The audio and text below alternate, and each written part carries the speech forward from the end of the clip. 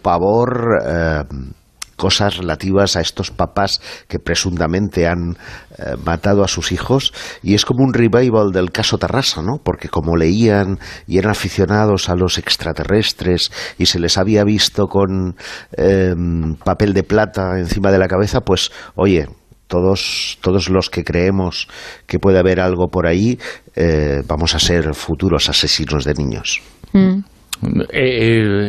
La verdad es que este fin de semana, el final de semana, ha sido terrible. Esa noticia del fallecimiento, asesinados entre los dos niños y lo ocurrido en Nueva Zelanda, nos dibuja un mundo complicado, porque en ambos casos, lo contábamos ayer en el Círculo Secreto, el mundo de las creencias pues ha tenido su influencia, Manuel Carvallal. Sí, ya lo comentábamos ayer, pero ha ocurrido a lo largo de toda la historia, sí, ¿no? Sí. Ha sido probablemente la mayor justificación para el asesinato. Las creencias, de una u otra manera, casi todas las guerras o muchas de las guerras han tenido su origen en eso, y asesinatos individuales pues también. Y lo raro es que en el pleno siglo XXI sigan ocurriendo estas cosas. Pues siguen ocurriendo, sí. Y cada vez más, ¿eh? Uh-huh. Hay momentos en los que parece que se revitalizan, ¿no? Siempre están ahí, pero hay momentos que surgen por picos, y el problema es cuando parte de la sociedad tiene una serie de ideas que, lo que decía aquí, evidentemente los hechos no son los mismos, pero los discursos son parecidos. Lo comentábamos ayer, deberíamos vivir, bueno, de hecho vivimos, en el momento en el que tenemos acceso a más información de toda la historia de la humanidad.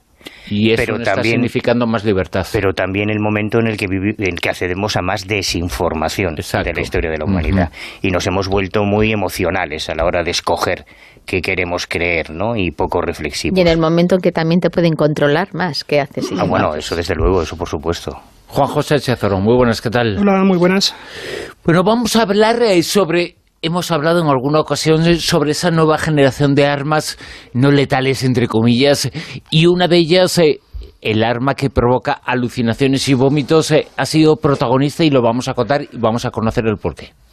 Bueno, sí, esto depende un poco también del medio de comunicación que escojamos, porque aquí, si vamos a medios de comunicación anglosajones, nos dan una visión de las cosas. Si vamos a medios de comunicación rusos, cambia un poquito la perspectiva. Ah, eso está bien, ver las diferencias. Sí, no, porque últimamente en algunas ocasiones yo he escuchado a gente diciendo, es que parece como que de Rusia no dais la información como realmente se cuenta, y entonces está bien que comentes. El problema es que yo no sé si a través del contraste llegamos a algo, pero bueno, porque yo no sé si los dos se están un poquito manipulando.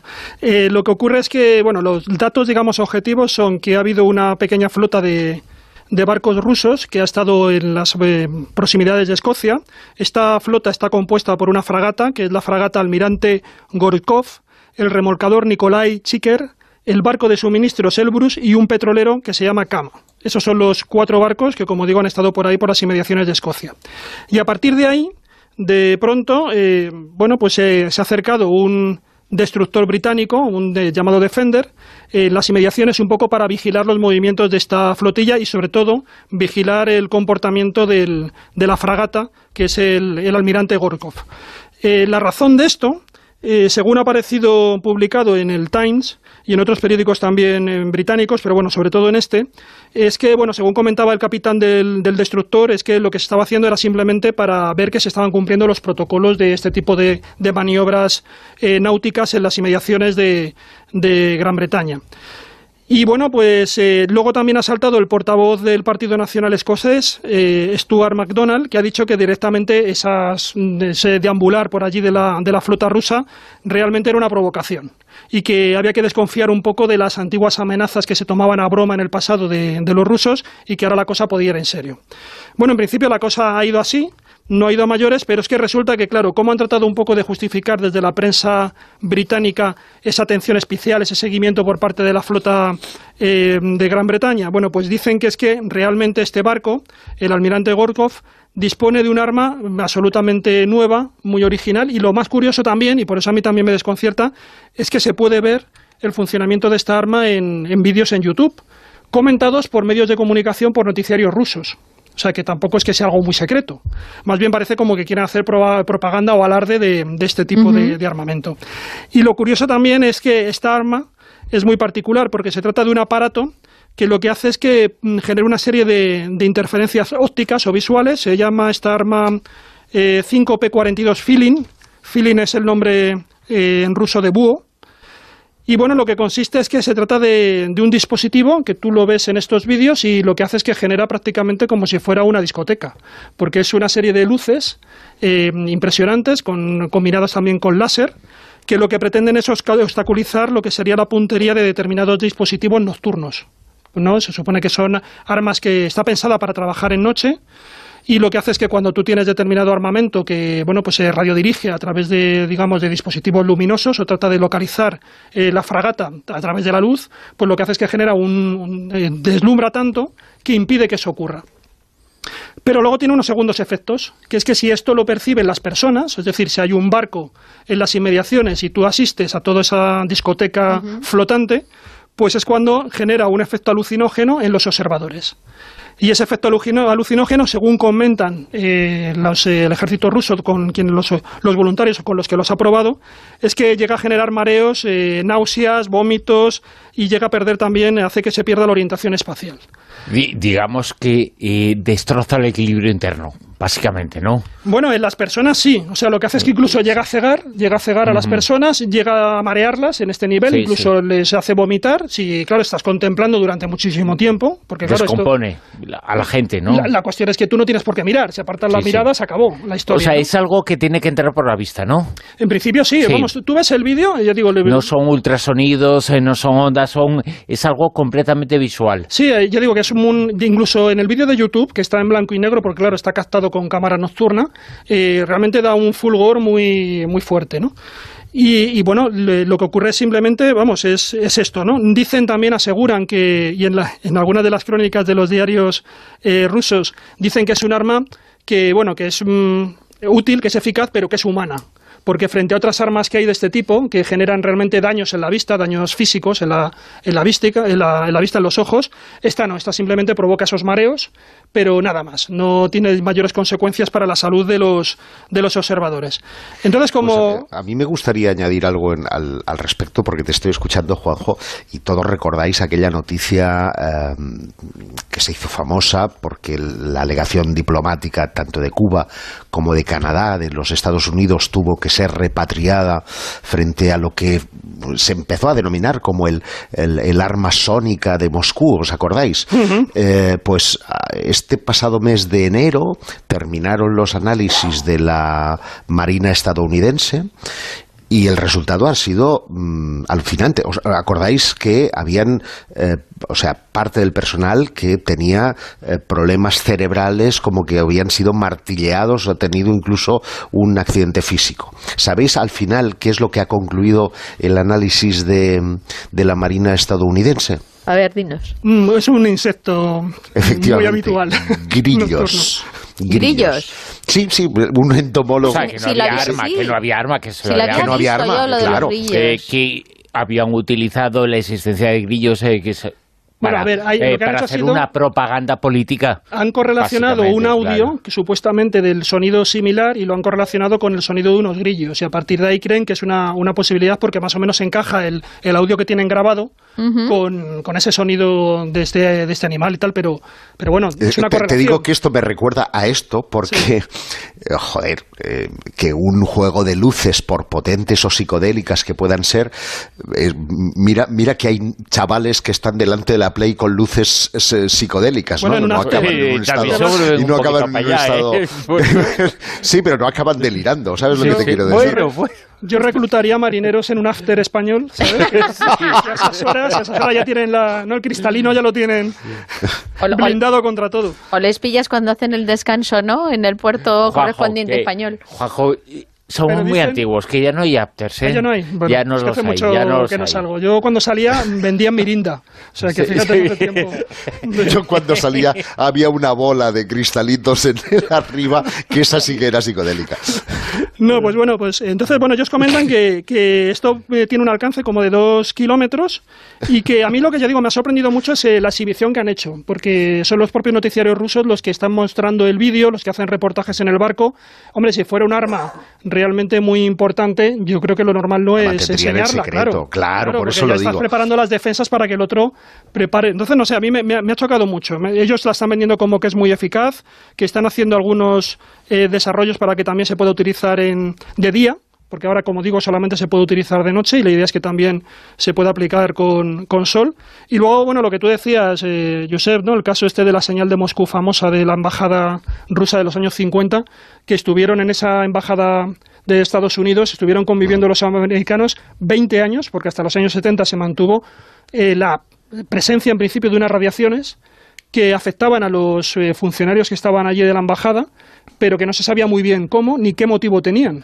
Había un arma, una de estas armas, hubo un proyecto del Pentágono, se iba a utilizar en Estados Unidos, muy parecido. El rayo de Moscú se le llamaba, incluso. El Pandora, ¿no? El proyecto Pandora era... Claro, ha habido varios. Este estaba más vinculado a la utilización de la policía más que la utilización militar, y estaba destinado a manifestaciones, utilizar esa arma para descomponer al manifestante y hacerlo vomitar, marearlo, aturdirlo... atacarlo de esa forma. El problema que yo he visto con ese tipo de armas es que dependen mucho de las condiciones meteorológicas, ¿no? Entonces, claro, no son tan eficaces como otro tipo de armas, porque estas armas sónicas, claro, dependen de esas condiciones ambientales para que sean realmente eficaces. Entonces, parece bastante complicado y por eso quizás no se llegan a utilizar, aunque puede que sí que las tengan, pero no se llegan a utilizar frente a otras alternativas que deben ser más contundentes, ¿no? Y más económicas, sobre todo. ¿Y si te lo parecen los rayitos, o sea, los destellos de luz? No, es que yo la verdad, ya digo, no lo entiendo muy bien, porque entiendo que para determinados dispositivos que se puedan orientar, pues no sé si térmicamente o a través de la luz, ¿no? De determinados puntos de luz, pues entiendo que esto sí que efectivamente les puede... es como, por ejemplo, los sistemas que tienen de defensa determinados aviones para distraer a un misil, ¿no? que va contra ellos. Pues esos sistemas antidefensa, se entiende, ¿no? Pues esto imagino que funciona igual con la luz, pero más allá de eso, por ejemplo, que provoque náuseas a la otra tripulación, es que con no mirar no tiene ningún sentido. O sea, que entiendo que más bien va para los efectos... Me estoy viendo a todos los soldados con las gafas esas de soldador, ¿sabes? Para que no les ciegue ninguno. Pero no sé... Tampoco es tan raro. Esto desde el proyecto MKUltra, sobre todo los rusos, estuvieron desarrollando un montón de proyectos, como dice Bruno, sobre todo de aplicación policial, para armas no letales, que se idearon inicialmente en subproyectos del MKUltra y que cuando se cerró el chiringuito en Estados Unidos, pues siguieron investigando los rusos hasta tal punto que en los años 80 y 90, por ejemplo, cuando fue el asedio de Noriega en Panamá, se llevaron desde Rusia a uno de los especialistas en dispositivos sonoros para rodear el Palacio Presidencial de altavoces y poner música heavy, poner toda una serie de cosas, pero con ciertas frecuencias, precisamente para inducirles a situaciones de estrés y todo. O sea, que esto se pero mira, pero por ejemplo, eso es lo primero que se pensó en el caso de la embajada de Moscú. No existía el reggaetón, que si no, claro, en aquel momento bastaba consultarle eso y salía Noriega pitando. Eso es mortal.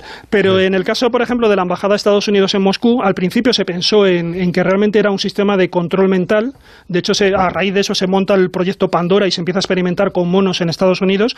Pero luego la conclusión a la que se llegó, porque esto estuvo en activo, creo que fue de los años 50 hasta primeros de los 70, o sea, estamos hablando de 20 años, esas microondas afectando ese edificio, que incluso se llegaron a cubrir de aluminio las paredes de la embajada, ¿no? O sea, a bunkerizar. Sí. Pero lo que se pensaba realmente al final... También llevaban papel albal en la cabeza. Sí, también.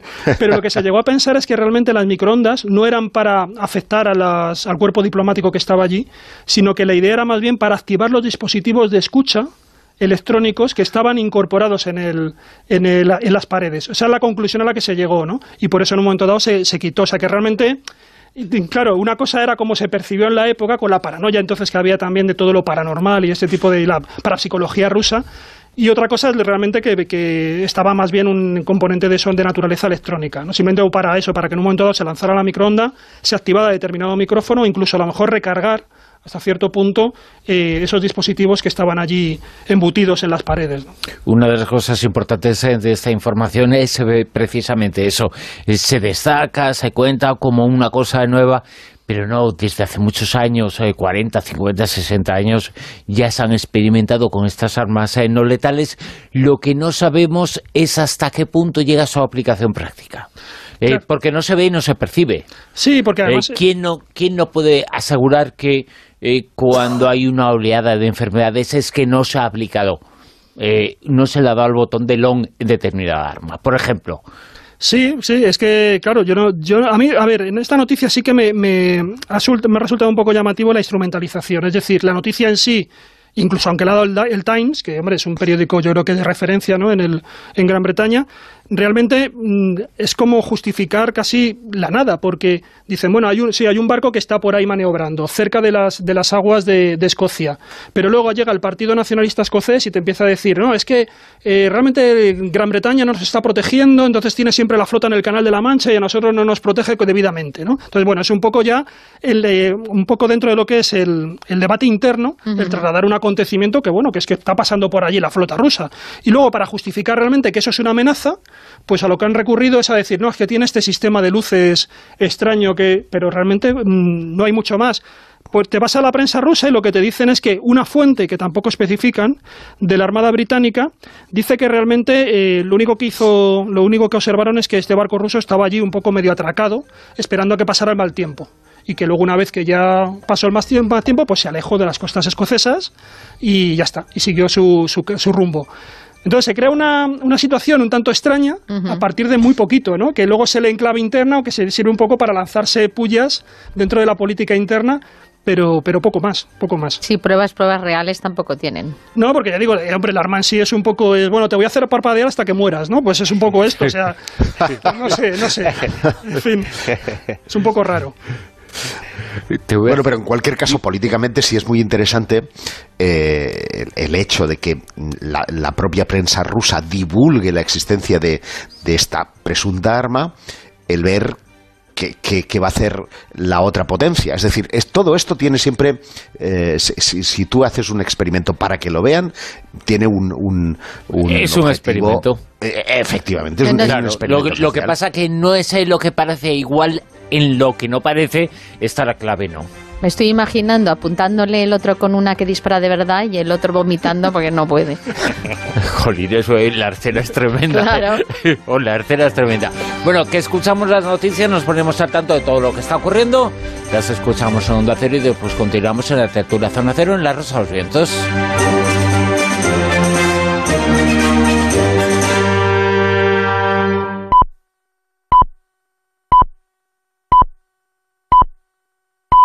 Son las 2, la 1 en Canarias. Noticias en Onda Cero. ¿Qué tal? Buenas noches. El Comité Federal del PSOE ha aprobado este domingo las listas para las próximas elecciones generales del 28 de abril. El secretario general de la formación y presidente del Gobierno, Pedro Sánchez, ha confeccionado unas listas a su medida, garantizándose que en la próxima legislatura en el Congreso contará con diputados afines a su liderazgo. Fuera de las listas han quedado, por ejemplo, las personas más próximas a Susana Díaz, Carmen Sabido. La pugna entre Sánchez y Susana Díaz continúa. El Comité Federal ha aprobado las candidaturas en las que Ferraz ha impuesto su criterio y ha dejado fuera algunos afines a Susana Díaz, como Antonio Pradas, uno de los que le defenestraron en el 2016. Díaz ha tomado nota y ha ordenado a los suyos no participar en la votación. Nosotros en Andalucía hemos tenido la mano tendida en todo el proceso para hacer compatibles las peticiones del federal con la decisión soberana de los militantes. Eso no ha sido posible. Bueno, tomo nota. Ante el Comité Federal, Pedro Sánchez ha lanzado un mensaje contundente. El PSOE siempre ha cumplido y hará cumplir la Constitución y garantiza que nunca se va a producir la independencia de Cataluña. El independentismo gobierna contra Cataluña. El independentismo gobierna contra todos y cada uno de los catalanes y catalanas. Para la candidatura europea se rescata a César Luena, que fue secretario de organización en la primera etapa de Sánchez, y se quedan fuera Elena Valenciano, Ramón Jáuregui y José Blanco. Y aún sobre las listas listas electorales, les contamos que el líder de Ciudadanos, Albert Rivera, ha presentado este domingo en Majadahonda un nuevo fichaje que concurrirá a las próximas elecciones junto a la formación naranja. Se trata de Edmundo Val, el que fuera abogado del Estado, que fue destituido por el gobierno de Pedro Sánchez al oponerse al criterio del Ejecutivo de acusar a los líderes del procés de un delito de sedición en vez de rebelión, como él planteaba. Diana Rodríguez. El último fichaje de Ciudadanos, Edmundo Val, que irá de número 4 por Madrid, llega para reforzar el mensaje de la formación naranja en torno a la situación en Cataluña y para hacer, ha dicho Albert Rivera, un frente común contra el independentismo, contra los que este sábado se manifestaban en Madrid con el silencio de Pedro Sánchez. No vale el silencio, señor Sánchez. Cuando unos señores que son tus socios montan manifestaciones para decir que esto es una dictadura, el presidente de la Nación tiene que salir. El exabogado del Estado asegura que es un servidor público que ha sido injustamente apartado por cumplir con su deber. No se puede mentir a los ciudadanos españoles. No se puede. Por eso me cesaron a mí. Ha sido un fin de semana intenso de fichajes después del anuncio ayer del que será el número 2 de la lista por Madrid, Marcos de Quinto, ex vicepresidente mundial de Coca-Cola. Nos situamos en el barrio de Vallecas, en Madrid, donde en las últimas horas ha muerto un hombre de 64 años en una reyerta en este barrio madrileño, donde también han resultado heridos leves 2 hermanos del fallecido y un sobrino, Silvia Ortiz. Las primeras investigaciones que se han realizado apuntan a que la pelea se habría iniciado entre los heridos y los autores de la reyerta, que han huido del lugar, por un perro. Todo sucedía a última hora de la tarde de este domingo. La supervisora del SAMUR, Beatriz Rodríguez, ha explicado que los servicios de emergencia se han desplazado para atender a un hombre que presentaba una herida por arma blanca en el cuello, a quien no han conseguido reanimar. Y tras 30 minutos de reanimación cardiopulmonar avanzada e intentando controlar la hemorragia, finalmente solo podemos certificar el fallecimiento del paciente. Al tiempo, en el punto, atendemos 3 heridos más de carácter leve, 2 de los cuales se trasladan al hospital con heridas menores y de carácter leve. Se trata de la segunda reyerta que se vive en el barrio de Puente de Vallecas en los últimos 5 días, ya que el pasado martes 5 jóvenes de entre 18 y 34 años resultaron heridos, 2 de ellos de gravedad por lesiones también de arma blanca, en una pelea en una discoteca. Y en Venezuela, Nicolás Maduro prepara una reestructuración profunda de su gobierno y por eso ha pedido a su gabinete ministerial que pongan a disposición sus cargos. Lo ha explicado la vicepresidenta ejecutiva, Delcy Rodríguez. Dice que se trata de blindar el país frente a las amenazas. En cuanto a la información deportiva, exhibición de Messi este domingo en el Benito Villamarín, que ha terminado con la afición bética aplaudiendo al jugador argentino que ha marcado un hat-trick en un partido en el que el Barça ha derrotado a los béticos 1-4, consolidando así aún más su liderazgo en la Liga. Y es que a falta de 10 partidos para que termine la Liga, los blaugrana le sacan 10 puntos al segundo clasificado, al Atlético de Madrid, que por cierto ayer cayó derrotado 2-0 ante el Athletic Club de Bilbao. Y este domingo nos deja también un récord de asistencia de público en un partido a un partido de clubes en la categoría femenina. Cerca de 61.000 personas han asistido en el Wanda Metropolitano al encuentro entre el Atlético de Madrid y el Barça, el que ganaron las jugadoras blaugrana 0-2.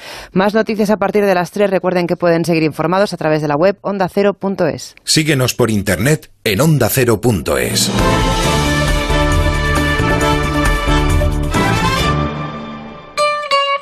Donde Alsina buscamos respuestas. ¿Has llegado a entrar alguna vez, Alberto? Gonzalo se llama. ¿Y no te gusta Alberto para este ratito?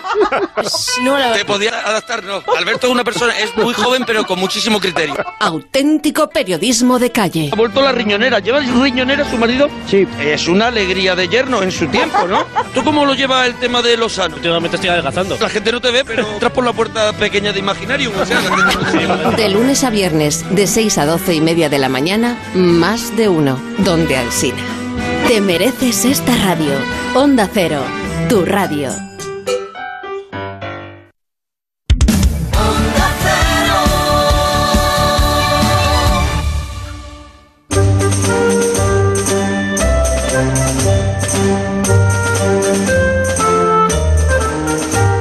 En Onda Cero, La Rosa de los Vientos con Bruno Cardeñosa. Continuamos en La Rosa de los Vientos, continuamos en la tertulia. En este primer tramo hemos hablado de armas no letales, nos lo ha hecho y nos lo ha contado Juanjo, armas que no son las clásicas, pero se utilizan para causar una serie de efectos en las personas, voluntarias o involuntarias. Esta parece que los efectos eran involuntarios, pero el arma para descomponer, para vomitar, para marear a la gente, ese arma ya existe, o por lo menos la información ya existe. Ayer estuvo aquí con nosotros Manuel Carballal, utilizó una de esas armas para mantener a la gente despierta y que escribieran en Almohadilla Rosavientos mensajes. Y gracias a eso nos hicieron número 1 en Trending Topic. Manuel, no me mires con esa cara que... Muy convincente, muy persuasivo, suele ser muy persuasivo. Por un momento me estás imaginando que los rayos... Jay con las luces estroboscópicas haciendo vomitar a la gente. Y tú, no, pero no, nosotros somos demasiado buenos para hacer eso. Eso básicamente es por el garrafón. Por eso Juanjo decía que le recordaba una discoteca a las que iba él, claro. En realidad se quedaron por escuchar al guapo. Ah, exactamente. Yo ayer no participé. Pero el guapo de Madrid, no, perdón, el gallego, no el catalán. Nos está dejando ciega la luz, me parece. Bueno, pues Manuel Carballal nos va a contar algo ahora que es verdaderamente psicodélico, que nos lo tiene que explicar. Porque, ¿qué es esto de que la realidad no existe? No sé si voy a ser capaz. Porque cuando hablamos... Mira, serás capaz mientras no sea de física cuántica. Pues... Te vas a cagar. Espera que estoy mandándole un SMS a Pedrero a ver si puede entrar para traducir la noticia. No, la noticia es muy sugerente... O sea, nos ahorramos de la aplicación de física cuántica. Se ha hecho ese experimento y gracias a la física cuántica se ha concluido que, y es absolutamente cierto, que la realidad no existe o puede no existir. Y hasta aquí la noticia. No, ese es el titular. Sí, porque es la primera vez que la física cuántica, y esa es la gran discusión que yo tengo siempre con Miguel, es muy teórica, ¿no? A mí a veces me recuerda un poco los dogmas de la Santísima Trinidad o el cuerpo místico de Cristo, o sea, cosas que casi... Eso es más comprensible. Sí, la verdad es que sí. Que Dios sea trino es casi como el entrelazamiento cuántico, una cosa parecida. Pero ahora, por primera vez, un equipo de investigadores ha llevado la física cuántica al laboratorio para hacer un experimento práctico, dejándose ya de las ecuaciones y de las teorías. Y un equipo liderado por Alessandro Federici, de la Universidad Británica de Heriot-Watt, han realizado un experimento que no es fácil de explicar y no es fácil de comprender. Digamos que el experimento involucra a 4 observadores diferentes, según ellos relatan en el artículo que acaban de publicar en arsic.org, 4 experimentadores que serían, por ponerles un nombre, Alice y su amiga Amy, por un lado, y Bob y su amigo Brian, por otro. El experimento comienza cuando Amy y Brian, dentro de sus respectivos laboratorios, reciben desde una fuente externa un par de fotones entrelazados, por eso que decíamos el entrelazamiento cuántico, que significa que supuestamente lo que le ocurre a uno le ocurre mágicamente al otro. Están en conexión invisible. Exactamente.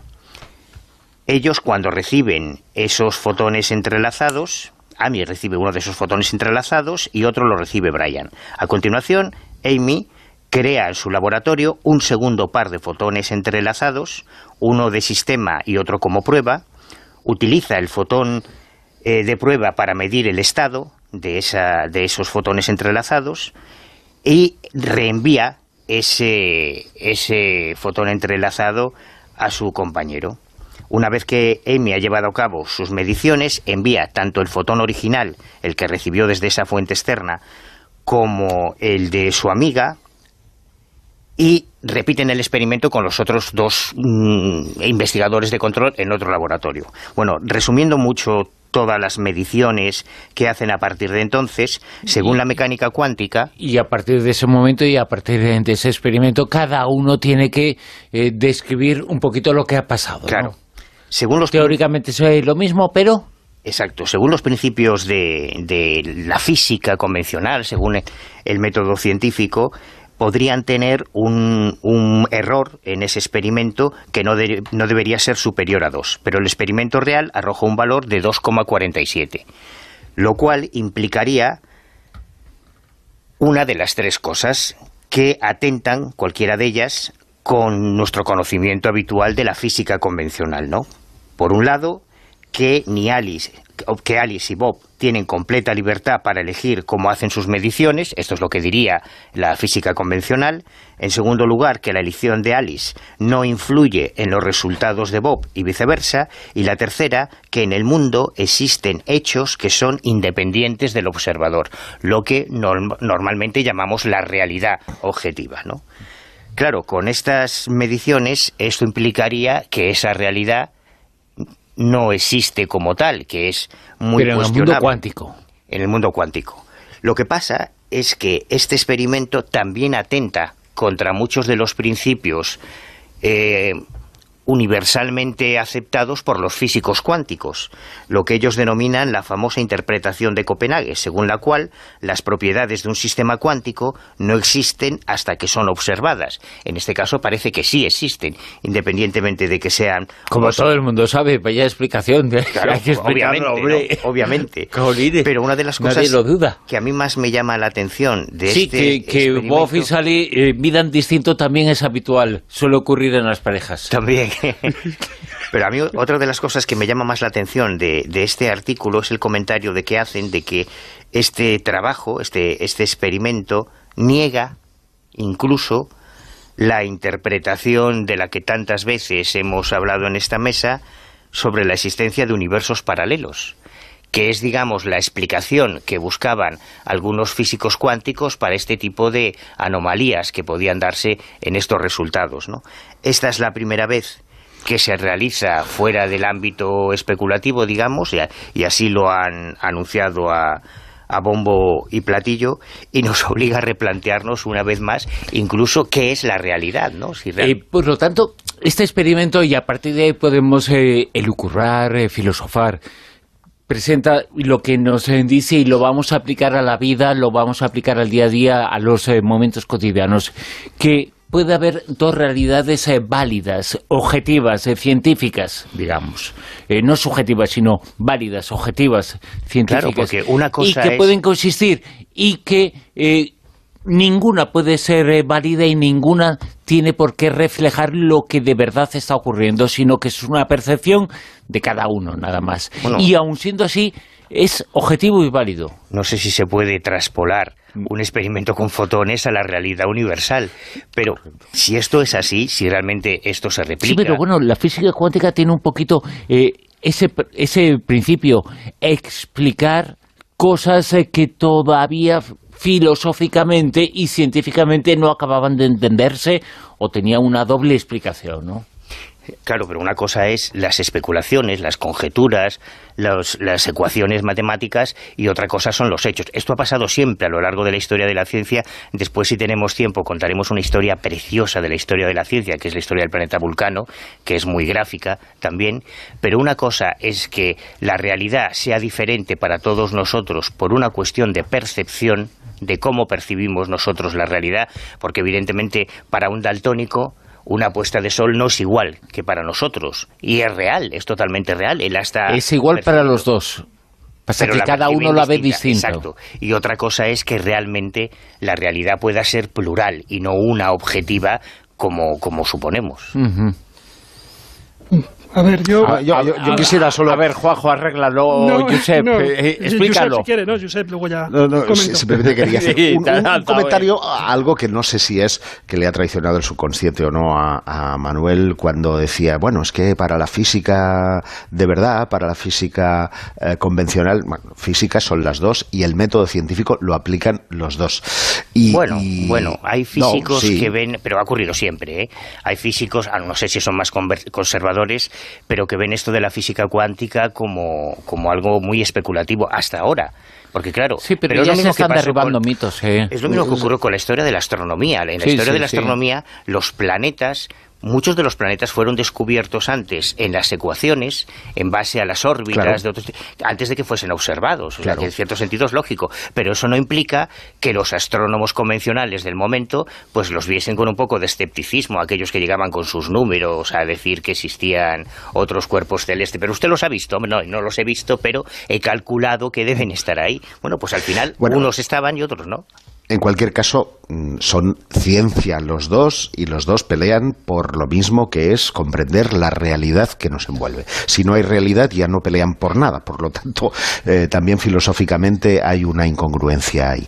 Pero también es incierto que este sea la primera vez que se hace un experimento en física cuántica. Oye, tenemos en Suiza el acelerador de partículas que está midiendo y está haciendo experimentos a diario de física cuántica. Te puedo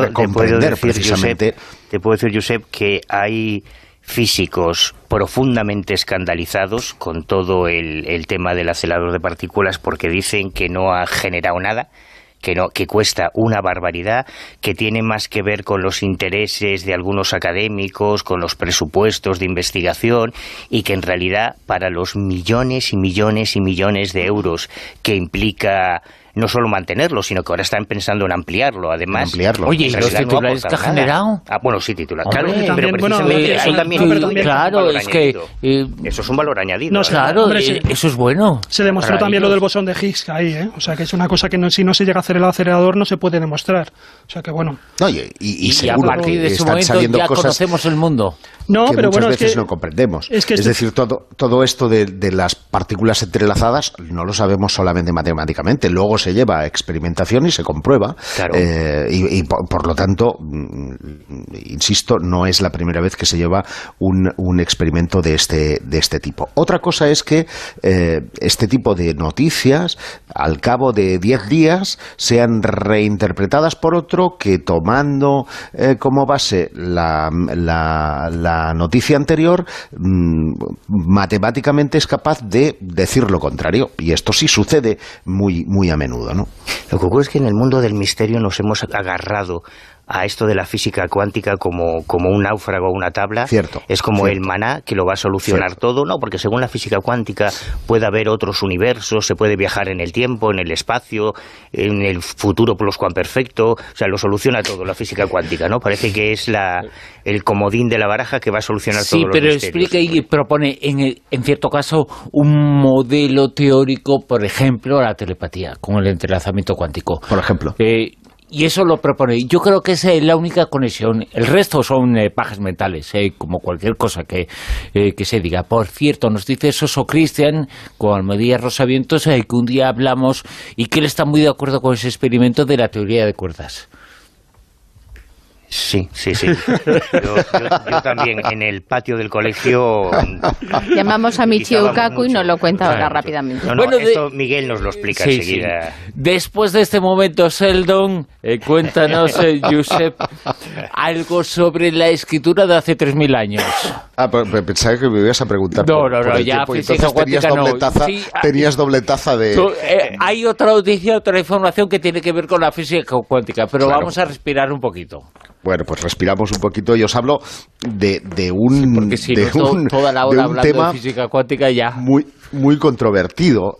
Atentos a este nombre, doctor Cunningham, que el hombre sigue estando y seguramente estará muy interesado en las fortalezas, o la fortaleza, para ser exacto en singular, de Sacsayhuamán en Perú, muy cerca al norte de la ciudad de Cuzco, a 3.500 metros de altitud. Pues erige esta fortaleza megalítica que se ha imputado en parte a los incas, pero que es controvertida incluso su datación. Este doctor Derek Cunningham, pues lo que ha propuesto ahora es, estudiando esos gigantescos bloques de piedra, que, si os hacéis una idea mental, no encajan como cuadraditos, no es como la pirámide de Giza, o como puedan ser muchas de las construcciones que inmediatamente nos vienen a la cabeza, sino que parecen describir ángulos, ¿verdad?, imperfectos. Una encaja. Sí, es como un puzzle. Gracias, Manuel, me has salvado en la descripción. Pero además que son inmensas. O sea, para hacernos una idea, algunas de los bloques de Sacsayhuamán hacen parecer a los bloques de la Gran Pirámide guijarros. Muchas gracias. Pues fíjate, estudiando esos guijarros o guijarrazos, habría que fijarse en los ángulos que describen. Es decir, no nos hemos preguntado por qué, pudiendo hacer piedras cuadradas, quienes erigieran Sacsayhuamán decidieran hacerlo con angulaciones y mirando a puntos que no sabemos hacia dónde. Pues eso es lo que se ha preguntado Derek Cunningham, y ha llegado a la conclusión de que estos bloques estarían revelando un conocimiento ancestral relacionado con alineaciones astronómicas del Sol, la Luna y la Tierra, incluso con eclipses lunares y solares. Hasta aquí podríamos decir nada nuevo bajo el sol, porque cada día la astroarqueonomía va tomando mayor relieve, ¿verdad?, en el estudio de las civilizaciones antiguas. Pero él va más allá. Y lo que propone es una idea de que estas antiguas civilizaciones desarrollaron un complejo sistema de escritura que por lo tanto se habría remontado al menos 30.000 años atrás y que tomaría como base determinadas formas geométricas, teniendo en cuenta el movimiento estelar, pues por ejemplo del Sol o la Luna, para describir un determinado, no alfabeto vocal, pero sí un determinado alfabeto de significados, ¿no? Este tipo de escritura, según él, se habría encontrado en lugares tan lejanos como las cuevas de Lascaux o las de Chauvet en Francia, en Europa, o en Ishango, en África, además de otros enclaves ancestrales. Bueno, no os voy a hacer aquí una descripción de los valores astronómicos, numerológicos, etcétera, del doctor Cunningham, pero desde luego abre una idea original. Yo creo que nadie se había atrevido a hacer algo similar, que nos hará ver, desde luego, la fortaleza de Sacsayhuamán con unos ojos muy diferentes. Unos ojos muy cuáticos, ¿eh? Lo que pasa que yo he estado mirando un poco quién era este personaje, porque yo no lo conocía de nada. Cunningham jugó en Madrid. Cunningham, muy mal además. Pero bueno, un poco Proseneki nos salió en aquella época.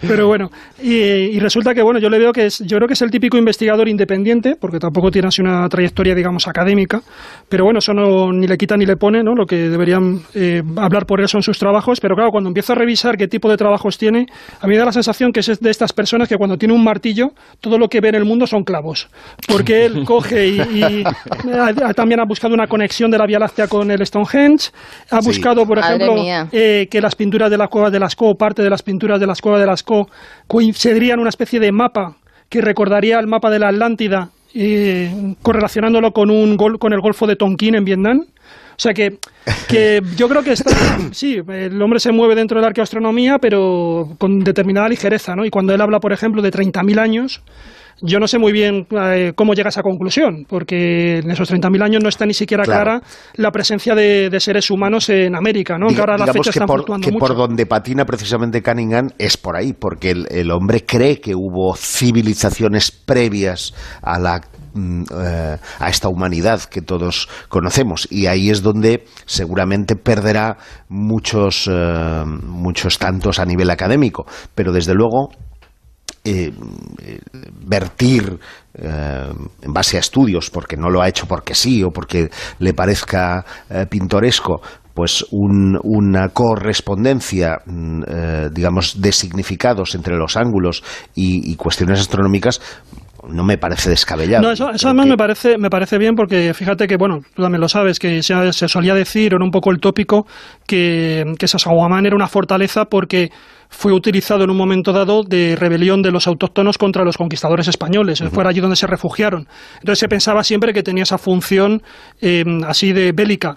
Pero está claro que, bueno, los estudios más recientes hablan de que realmente es un centro ceremonial. O sea que posiblemente, y además se hacían rituales al sol, me parece, a la luna. O sea que seguramente no sería nada descabellado que efectivamente tuviera cierta orientación astronómica. O sea que en eso sí, eso sí que sería...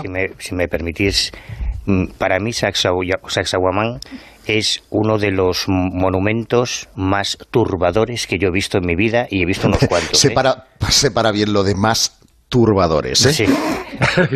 Más y más turbadores que he visto en mi vida, porque es realmente desconcertante. El tamaño de los bloques es tan espectacular que ya de por sí resulta sorprendente cómo se construyó.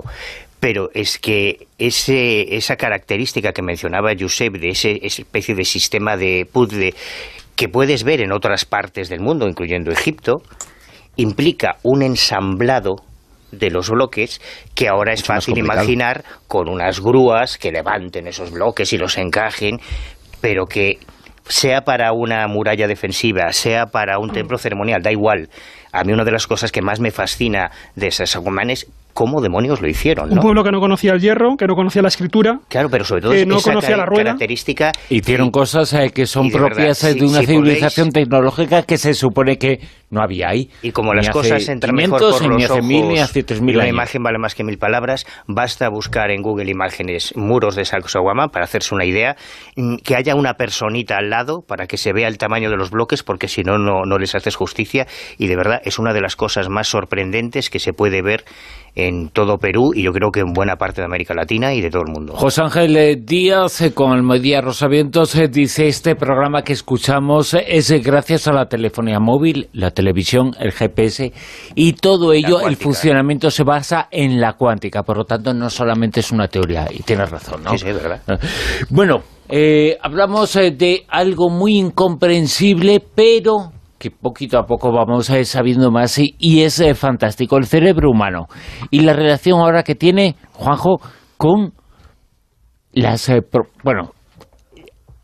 hay algo que se intenta anticipar al cerebro humano. Pues mira, a mí me ha recordado esta noticia a una frase que hay en una de las canciones de Pink Floyd, que es: hay alguien en mi cabeza pero no soy yo, que es uno de los temas que aparece en La cara oculta de la luna. Qué curioso, eso mismo lo decía la niña El Exorcista. Le giraba la cabeza. No, pero... Y bueno, la verdad es que se llevan realizando ya muchos experimentos desde los años 60, que en principio parecieron como muy simples, pero se empezaron a extraer de esos experimentos sencillos conclusiones muy... radicales, ¿no? Hubo uno de estos primeros experimentos que se hizo en 1964, que consistía simplemente en pedir a un voluntario que moviera un dedo y, leer el registro del electroencefalógrafo después de que había hecho ese movimiento. Y lo que se notó entonces, a pesar de que todavía eran métodos bastante rudimentarios, es que había algo que los investigadores denominaron potencial de disposición. Y es que veían que antes de que la persona conscientemente ordenara, mover el dedo, algo se había producido ya en el cerebro, anticipada esa orden consciente, que indicaba que ya se estaba poniendo en marcha esa decisión. O sea, que realmente tú no decidías, sino que había algo que decidía por ti previamente a que tú fueras consciente de esa decisión. Hoy estáis muy críticos hoy, ¿eh? No, entonces... Con ese argumento mucha gente se va a agarrar a que ellos no eran conscientes de esa decisión. No es nada, ya veníamos un poco preparados con todo lo que abrió Freud, ¿no? Cuando abrió toda esa caja de Pandora del inconsciente, el preconsciente, etcétera, ¿no? Que indicaba que realmente había muchas dinámicas en nuestro interior que decidían por nosotros. Muchos que no estén muy felices con sus matrimonios, yo no era consciente de esa decisión. Claro, pero bueno, aquí yo creo que esto todo lo hemos experimentado en alguna ocasión, ¿no? Que a escuchar a según qué persona inconscientemente se nos mueve un dedo. Un dedo concreto. En concreto. Bueno, pues al principio, como digo, la cosa era un poco nebulosa porque no había métodos para calibrar exactamente cuándo se producía esa predecisión, por decirlo así, o cuando el cerebro lanzaba una serie producía una serie de cambios eléctricos, ¿no?, que precedían a ese movimiento voluntario. Y ya en 1983, Benjamin Libet, de la Universidad de California, ya sí que fue capaz de empezar a medir ese momento concreto, ¿no?, con mucha precisión. Repitió más o menos el mismo experimento, monitorizó a los voluntarios también colocándoles un electro, y ahí sí que él se dio cuenta de que primero lo que hacía era lo mismo. Decía que los voluntarios tenían que mirar una aguja del reloj, y en un momento dado, cuando ellos quisieran, tenían que pulsar el dedo, ¿no? O sea, tenían que pulsar un botón. Y en ese momento tenían que anotar también en qué punto concreto del segundero se había producido esa decisión. Al mismo tiempo, como digo, estaban leyendo lo que ocurría en el cerebro y se dieron cuenta, primero, que entre el momento en el que él decidía mover el dedo conscientemente y el que se producía la acción ya motriz del dedo, pasaban 200 milisegundos, ¿no? Eso era un poco la correa de transmisión entre que somos conscientes, tomamos una decisión y la llevamos a la práctica en nuestra mano. Pero luego se dieron cuenta de que ocurría una predecisión anterior, eso que denominábamos antes ese potencial de disposición, y eso ocurría 350 milisegundos antes. Total, que al final, cada vez que alguien decidía mover un dedo, pulsar un botón, todo ese proceso eran 550 milisegundos, pero la parte consciente se producía 350 milisegundos después. Por lo tanto, había algo que ocurría en el cerebro que empezaba ya a decidir por ti y te informaba la conciencia de que, oye, he tomado esta decisión y ahora pulsa el botón. Tú te creas la ficción de que estás decidiendo, pero ha sido tu cerebro el que ha decidido por ti. Esa era un poco la conclusión. Por tanto, del libre albedrío no está muy claro. Pero que eso certifica un poquito lo que hemos dicho últimamente, ¿no? Sobre cómo ese cerebro sabe mucho más de lo que nos imaginamos y se anticipa en la calle que tenemos que escoger a cualquiera conciencia de eso, que antes vamos por ese lado. Es un poco lo que demuestra es que cuando llamamos al poder de la intuición a una cosa, seguramente no es esa, es una decisión racional del cerebro. Claro, pero a ver, lo que resulta un poco escalofriante es que luego ya en el 2008, o sea, es un poco esta línea, o sea, digo, aquí estamos trabajando milisegundos, que podemos decir, bueno, vale, entra dentro de que seguimos siendo nosotros, no perdemos demasiado el control, todavía somos un poco los que gobernamos en nuestra mente, pero claro, en el 2008 ya llega un investigador que es Haynes, de la Universidad de Leipzig, y él lo que hace es que llega a especificar que es capaz de determinar ese potencial de disposición que comentamos, esa predecisión, con 11 segundos. Hay 11 segundos antes de que tú decidas, el cerebro ya ha decidido por ti. Y eso lo llega incluso a ver, llega a determinar cuáles son las regiones en el cerebro que están involucradas en la toma de esa decisión. Por lo tanto, él decía que era capaz de, en un momento dado, ser capaz de predecir lo que tú ibas a elegir, el botón que tú ibas a pulsar, 11 segundos antes de que tú tomaras conscientemente la decisión de pulsarlo, ¿no? Porque esa información ya la había dado el cerebro otros métodos. Ya había habido una serie de cambios bioeléctricos, de actividad bioeléctrica en el cerebro que anticipaban esa decisión. Lo que se ha hecho ahora, aunque luego también hubo en el 2010, tengo aquí otro, porque he estado revisando un poco todos los experimentos así más significativos de este caso. Hubo un experimento en 2010 que cuestionó un poco de Haynes que os he comentado, decía que realmente no era el cerebro el que predecía, sino que simplemente lo que hacía es que se colocaba como en un punto de alerta diciendo voy a tomar una decisión, porque esos investigadores lo que hicieron fue ver que realmente con independencia de que pulsaras un botón u otro, digamos que el potencial de disposición se activaba igual, o sea que no era demasiado significativo. Pero el caso es que este nuevo, del que ya es noticia, de 2019, lo que han hecho ha sido que son capaces de conocer, y esto sí que lo han confirmado, son un grupo de investigadores de la Universidad de Nueva Gales del Sur, en Australia, y ellos dicen que son capaces de predecir con 11 segundos de anticipación qué imagen vas a escoger antes de que tú decidas escogerla. Y esto ya, claro, ya digo que queda un poquito, ya es un poco más escalofriante, ¿no? Entonces el experimento en sí es muy sencillo. Lo que hacían era colocaban a un voluntario ante dos imágenes que tenían en el monitor. Una imagen era de color rojo y tenía una serie de franjas horizontales, y la otra era una imagen, como imaginaros una especie de esfera, de color o de círculo, de color verde con franjas verticales. En un momento dado se le pedía que el usuario, cuando quisiera, pulsara el botón, un botón, el de la izquierda o el de la derecha, dependiendo de la imagen que fuera a escoger.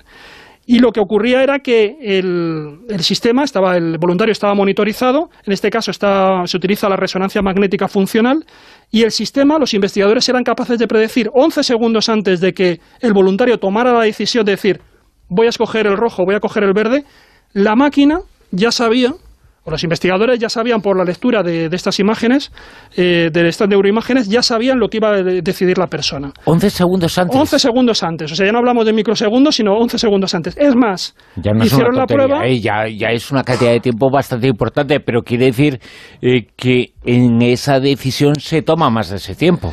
Claro, o sea, aquí la cuestión está en que cuando tú crees que estás tomando la decisión, lo que estás haciendo es recibir la decisión que ha tomado tu cerebro. Entonces se crea una ficción como que tú realmente estás decidiendo, pero no es verdad. La decisión ha sido mucho anterior, ¿no? Mucho antes. Y luego resulta que también... Con lo cual es muy fácil decirle, no he sido yo, ha sido el cerebro.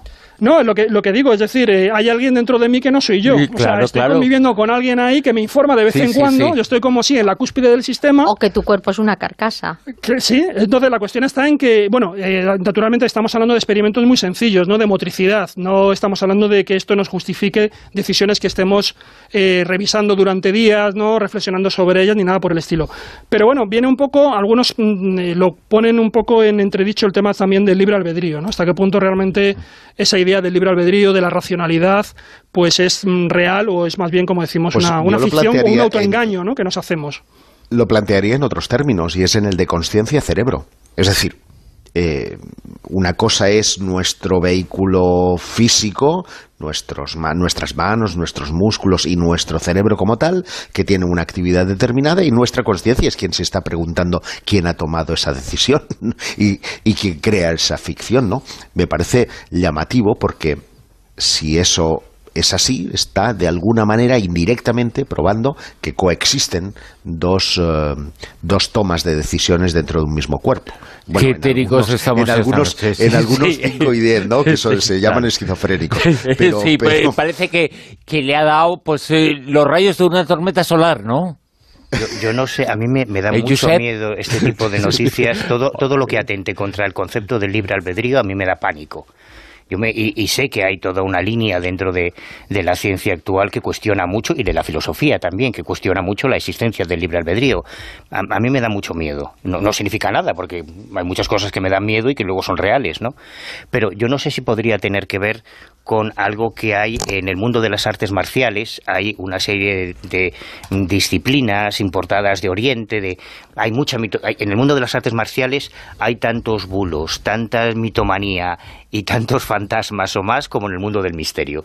Todo el mundo es Bruce Lee y todo el mundo viene de una escuela arcana y tiene unos conocimientos, pero sí es cierto que los grandes maestros de las artes marciales, sobre todo de ciertas disciplinas, llega un momento en que ellos dicen que no piensan las decisiones. En un combate tú tienes que intentar predecir cuál va a ser el ataque del adversario para utilizar la defensa más apropiada, ¿no? Pero llega un momento en que a raíz de muchos años de práctica se convierte en algo automático, en algo que tiene más que ver con los reflejos que con las decisiones conscientes, pero es como si tu cuerpo... Pero no dejan de ser decisiones, son otra forma de manifestarlas. Claro, pero yo no sé si puede tener algo, porque ¿de dónde vienen esas decisiones automatizadas? Que, claro, vienen de un entrenamiento, cerebro, de una disciplina, evidentemente. Que es nuestro. Claro, pero es que hay algo más. A ver, yo lo que veo aquí es que más o menos... no nos enteramos de lo que piensa...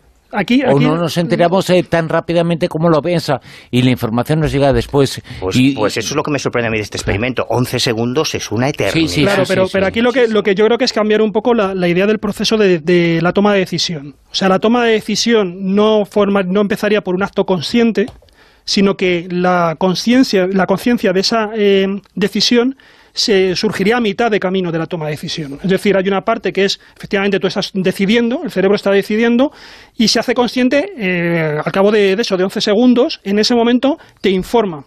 A partir de ahí tú te autoengañas y crees que has tomado la decisión, pero se ha producido antes, simplemente es eso. Simplemente es la conexión del satélite del cerebro que va un poquito... Claro, el cerebro no es una cosa aparte. Forma parte de nosotros, claro. Está conectada a la persona. Es que yo no quiero compartir mi cerebro con nadie. Yo no quiero que haya alguien en mi cerebro a partir de hacer más de yo. Tú no quieres ser el exorcista, ¿no? Que lo diga Pink Floyd o la niña del exorcista, a mí eso no me hace ninguna gracia. Pero hay toda una serie de procesos automatizados en nuestro cuerpo de los que no tomamos la decisión. No tomamos la decisión de respirar. Y estamos respirando. No tomamos eso se llama automatizar una serie de cosas, ¿no? Claro, pero porque toda nuestra actividad electroquímica no somos conscientes de todo lo que está pasando en el cerebro. Es que no podríamos abarcarla, claro. Pero seguimos siendo nosotros. Sí. Seguimos siendo responsables. Y somos capaces de estar conduciendo durante horas sin darnos cuenta de que estamos conduciendo, y al mismo tiempo estamos procesando otro tipo de información, ¿no? O sea que tenemos eso que se denomina lo de la red neuronal por defecto, que es un ámbito que de pronto se sabe que se activa o se desactiva como si fuera un interruptor, y que cuando estamos en vigilia está apagada, y cuando entramos en otro estado se activa y empiezan a ocurrir una serie de cosas ahí introspectivas. pues se ve que somos mucha gente dentro de nosotros mismos, ¿no? Y bueno, pues sí, eso es un poco inquietante porque venimos un poco de la ficción de la Ilustración, del hombre que es todo racional y que es también el modelo de hombre-máquina, que todos son una serie de engranajes, que nosotros tenemos las palancas para moverlo todo. Y aquí se demuestra que no, que aquí hay muchas vidas interiores que están un poco cada una a su aire. No, pero a lo mejor esas vidas interiores son otro tipo de engranajes. Sí, engranajes emocionales, pero son autónomos e independientes de nuestra voluntad. Somos es decir, nosotros mismos. Que a veces estamos subordinados a esos engranajes y como en este caso, que es muy ilustrativo, a los 11 segundos nos informan de que se ha tomado la decisión y nosotros estamos ahí a la espera de... Yo por el momento prefiero pensar que somos simplemente mucho más complejos de lo que imaginábamos, pero seguimos siendo nosotros. No tenemos a ningún polizón ahí metido, espero, vamos. Porque además esta es la gran ilusión de todos los sistemas de control, ¿no? Poder predecir el comportamiento de los humanos. Pero es que vamos a eso. Vamos, en la medida en que cada vez conozcamos mejor el cerebro, más poder tenemos sobre el cerebro. Y es que eso siempre ha sido así. Más poder tienen ellos. Ese es el fundamento un poco del control del Big Data, conocer las actuaciones de la gente, conocer el cerebro colectivo, conocerlo para poder tomar una decisión antes, una decisión que modifique el comportamiento de las personas o que lo ratifique. Lo del Brexit, por ejemplo. Claro. Más lejos. Terrible, ¿eh? Josep, tormentas solares, antes lo he dicho, por alguna razón, Sí. Yo te iba a decir que 11 segundos, más de 11 segundos, porque estos dos han puesto a hablar, te iba a predecir que me ibas a dar nosotros paso. También lo hemos visto, Claro, por eso. Claro.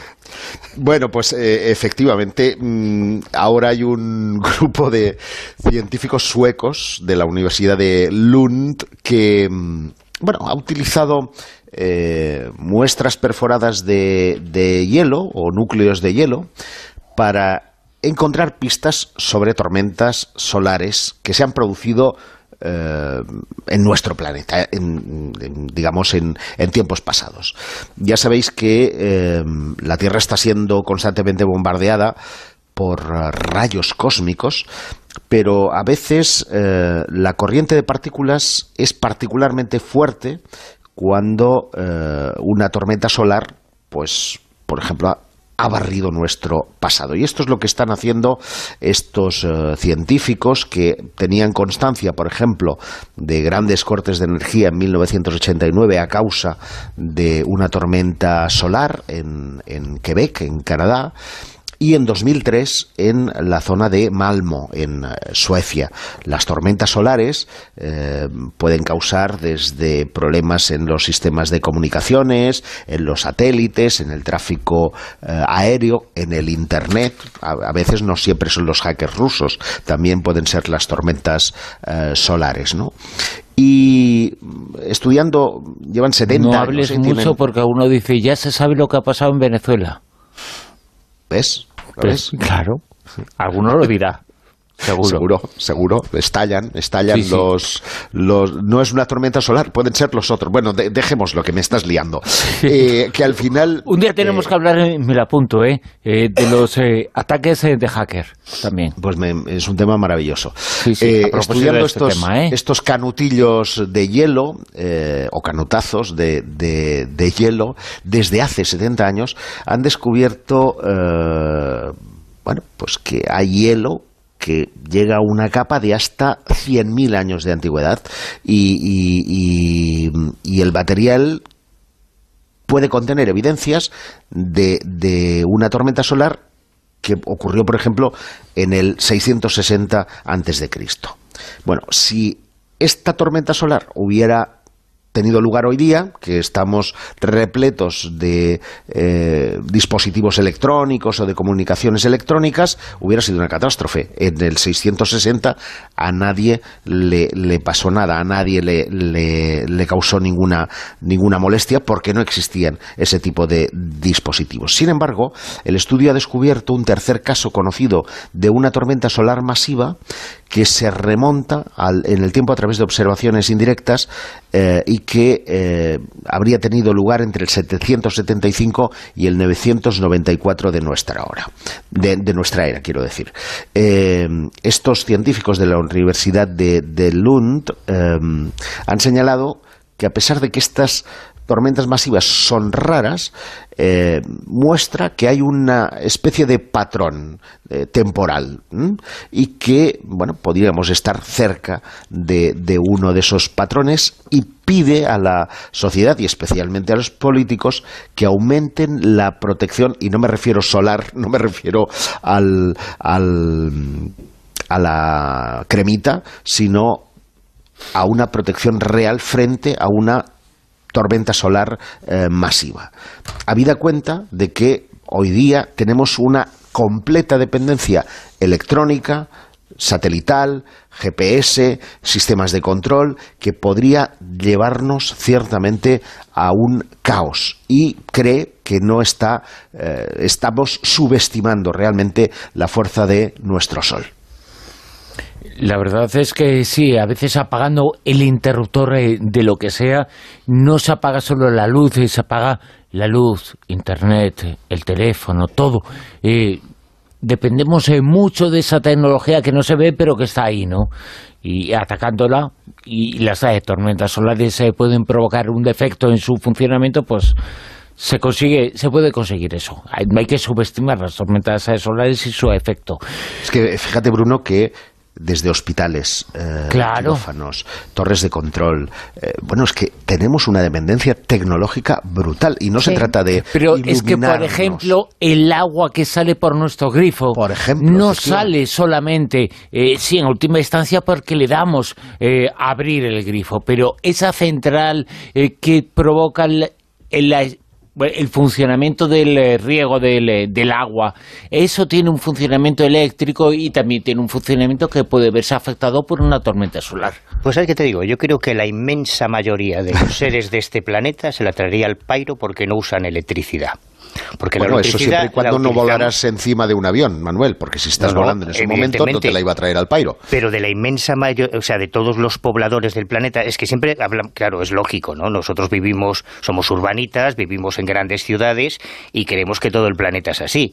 Pero en África, en Asia, en buena parte de América Latina, hay muchas zonas en las que no dependen de la electricidad. Hay muchas zonas en las que si tienen electricidad son unas horas al día. Pero todos tienen teléfono móvil. Pero de verdad que en África no todo el mundo tiene teléfono móvil, te lo puedo garantizar. Ni en Asia tampoco. Ojo, pero para el funcionamiento de las cosas hace falta electricidad. A veces una persona no puede tener interruptor de luz. Sí, que esto es evidente. O sea, y si se produce un fallo eléctrico, las vamos a pasar canutas nosotros.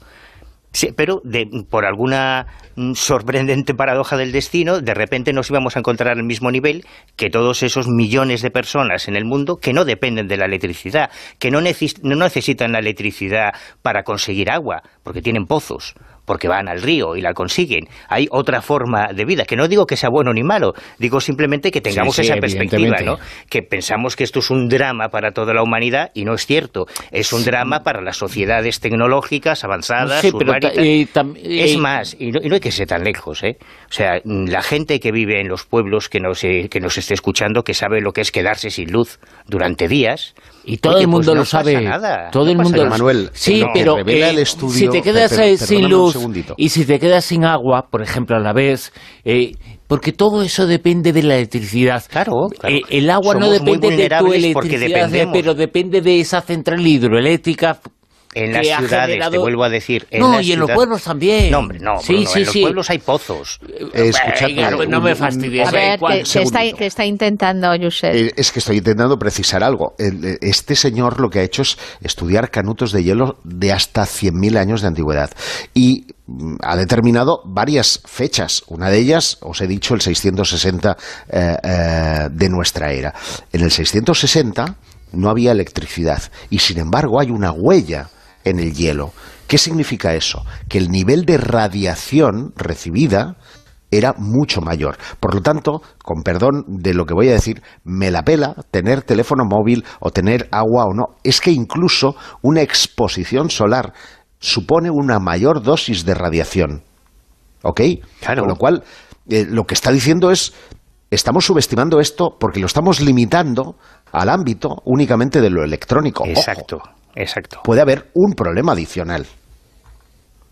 Hombre, es evidente que lo habría. Pues y de nada. hecho, creo que en varias ocasiones de la historia... Tu discurso hasta ahora era el contrario. No, simplemente te digo que no perdamos la perspectiva, que una cosa es el drama que supone para las sociedades tecnológicas la dependencia de la electricidad, pero que no todos los seres humanos tienen ese problema, nada más. Evidentemente, pero... Lo que ocurre es que nos solemos olvidar de que existe una mayoría de los seres humanos que no tienen los beneficios y no disfrutan y no gozan de los bienes materiales que tenemos nosotros, nada más. Sí, evidentemente. Pero las sociedades en las que están los países, sus gobiernos, sus ministerios, sus carreteras, que están en países pobres, tremendamente pobres, pero en algún punto ha funcionado la electricidad y han necesitado la electricidad incluso para eso, para ser pobres. La electricidad no solamente está en la luz. Pueden ser pobres sin necesidad de electricidad. Sí, no, de pero hecho, me llevan refiero toda la que vida siendo. no podemos limitar el uso de la electricidad a la luz.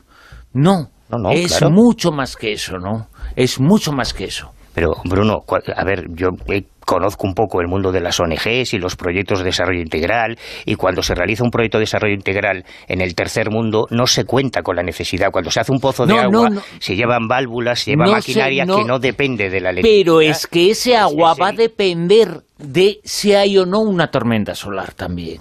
No, a ver, eso le va a influir, pero no porque tengan o no tengan electricidad. ¿Y de dónde sacan ese agua? Pues de los pozos, con bombas de achique. ¿Y si no hay pozo? ¿Cómo si no hay pozo? Claro, porque... pues si no hay pueblo, no hay agua. Y si no hay agua en el pozo... No, pues... pero ese río igual en algún punto ha pasado por un embalse y ese embalse tiene, pero aunque que sea mínimamente... que los ríos existen sin que haya embalses, que han existido siempre. Evidentemente. Y en la selva no hay... Y cuando hay un embalse es porque ha ido una multinacional a montarlo Vulcano para existió sacar coltán o para... ¿Vulcano existió o no? Vale, ya me callo. ¿Vulcano existió o no? Pues esta es una historia preciosa. ¿Vosotros sabéis hacer el saludo vulcaniano? Sí. Hombre. Pero a ver si me sale. Yo llevo toda la vida practicando y no hay manera, macho. A ver si me sale. Yo es que de pequeño quería ser Mr. Spock el día de mañana. Claro. Porque Mr. Es decir, Spock... que es coger la mano, dos dedos vulcaniana. para un lado, dos dedos para otro, claro, hacer una a la mayoría V de los oyentes esto de dedos. Vulcano les sonará por Star Trek, ¿no? Por el ¿Sí? planeta de origen de Mr. Spock, claro, es el que lo fijó ya ahí en el inconsciente colectivo. Momento Sheldon otra vez. Sí, vamos a ello, porque esta es una de las historias... Cuántica, ¿no? Esta es física convencional, astronomía convencional. Esta es una de las historias más curiosas de la historia de la ciencia, que a mí me parece muy interesante y que vuelve a estar de actualidad cada vez que se descubre un planeta extrasolar. Se han descubierto cientos de planetas extrasolares, pero más del 50% de ellos son planetas que están muy cerca de su estrella respectiva, por lo tanto tienen una órbita más corta. Al tener una órbita más corta son más fáciles de detectar, por eso son la mayoría, porque interrumpen la luz de su estrella y son más fáciles de localizar por los astrónomos. Y la inmensa mayoría de ellos son planetas gaseosos como Júpiter, que no tienen una corporación física y que son muy interesantes, y que están incluso más cerca de sus respectivas estrellas que nuestro Mercurio. Y a mediados del siglo XIX se creyó haber descubierto uno de estos planetas entre nuestra estrella, entre nuestro Sol y Mercurio. Pero no lo descubrió un personaje cualquiera, no. Fue un personaje francés, o sea que Silvia sabrá pronunciar mejor que yo el nombre, Urbain Le Verrier, ¿no? Le Verrier. Que no era un astrónomo cualquiera, sino que él se había convertido en el dios de la astronomía, en un personaje inmensamente conocido, que abría las cabeceras de los diarios de su época, que se ganó la presidencia de la Academia de Astronomía de París, cuando descubrió, estudiando las anomalías en las órbitas de Urano, descubrió un nuevo planeta, Neptuno. Él es el descubridor de Neptuno. Y el descubrimiento de Neptuno le valió ampliar nuestro sistema solar y convertirse en una estrella de la ciencia y una estrella mediática del momento. Fue recibido por jefes de Estado, por reyes. Bueno, se convirtió en un personaje muy famoso. Y como ha ocurrido en muchos momentos de la historia de la ciencia con estos grandes científicos mediáticos, quiso repetir ese momento de gloria. Entonces retomó el descubrimiento de Neptuno, se produce en 1840, en 1846, y 3 años antes él ya había empezado a hacer, porque además el descubrimiento de Neptuno no lo hizo en base a la observación óptica, sino en base a las matemáticas, precisamente a las ecuaciones.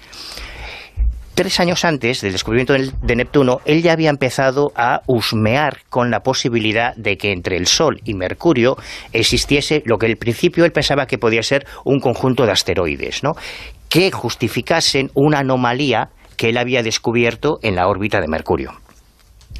Pero dejó ese tema en stand-by hasta que después del descubrimiento de Neptuno vuelve a retomar esas notas porque quiere repetir ese momento de gloria, ¿no? Y comienza a hacer cálculos con la teoría basándose en los principios físicos de la gravitación de Newton, que él consideraba inamovibles y perfectos, y en aquel momento se consideraban así.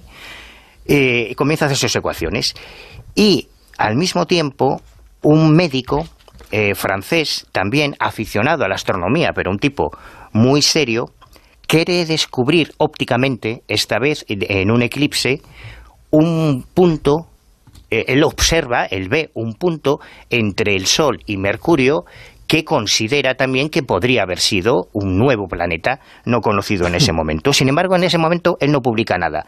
Pero 9 meses después, cuando Urbain Le Verrier hace públicas sus ecuaciones, anticipando la teoría de que podría existir un planeta que llamaría Vulcano, porque Mercurio, Júpiter, Saturno, Neptuno, todos nuestros planetas tienen su nombre en la mitología griega, ¿no? Y dentro de la mitología griega, Vulcano, el herrero, el que trabajaba con el fuego, pues le parecía el nombre más apropiado para ese planeta que estaría tan cerca de nuestro Sol. Y cuando este médico francés ve el artículo de Le Verrier, dice: tate, luego yo no estaba equivocado, eso que vi hace 8 meses es real. Se pone en contacto con la Academia Astronómica Francesa. Le Verrier llega a viajar hasta su pueblo a 100 y pico kilómetros de París para conocerlo, pensando que se va a encontrar con un paduato aficionado, pero descubre un genio que se creaba sus propios instrumentos ópticos, cuyas ecuaciones le parecieron muy razonables, y digamos que ese descubrimiento ratifica su convicción de que Vulcano existe. Lo publica, y como quien lo está publicando es el descubridor de Neptuno, dentro de la comunidad científica un montón de astrónomos empiezan a ver a Vulcano, que es sorprendente, y Vulcano se convierte de repente en una historia real. Sin embargo, después de la publicación oficial, la primera posibilidad de visualizar realmente Vulcano con los telescopios sería en el eclipse de Sol que se produce en Madrás en 1852. No consiguen verlo, pero en los siguientes eclipses solares vuelven a repetirse los experimentos y hay astrónomos. Bueno, en una de las observaciones participó hasta Edison. Hay astrónomos muy reputados que aseguran haber visto a Vulcano durante esos eclipses. Viajan por todo el mundo. Bueno, ¿cuál fue la realidad? ¿Qué es lo que pasó? Pues la realidad es que con el desarrollo de la ciencia se descubrió que primero... Pero algo estaban viendo, algo estaban observando y describiendo, ¿no? Sí, por ejemplo, en las observaciones, cuando ellos estaban por los telescopios observando los eclipses para buscar ese punto intermedio, llegaban a ver cosas que estaban ahí, como la estrella Zeta Cangri, que en el ansia por encontrar ese nuevo cuerpo astronómico, digamos que se pasaron de visionado, y lo que veían eran cuerpos celestes que estaban mucho más alejados, ¿no? La moraleja de esta historia, por concretar, es que cuando el entusiasmo, la pasión y el ansia por ver algo en lo que queremos puede hacer que hasta los científicos más reputados y los académicos más prestigiosos vean algo que nunca existió. Pero bueno, recuerda que el cálculo no estaba mal hecho, sino que luego fue necesaria la teoría de la relatividad para explicar ese desajuste ese desajuste en la órbita de Mercurio. O sea, que realmente había una anomalía, que lo pasa que se explicó de una manera, con una hipótesis equivocada, ¿no? Y hubo también ocultistas que incorporaron a Vulcano como uno de los planetas sagrados revelados dentro de la teosofía. Escuchamos las noticias, después continuamos.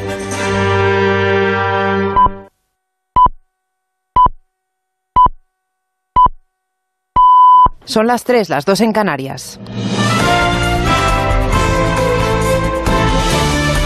Noticias en Onda Cero.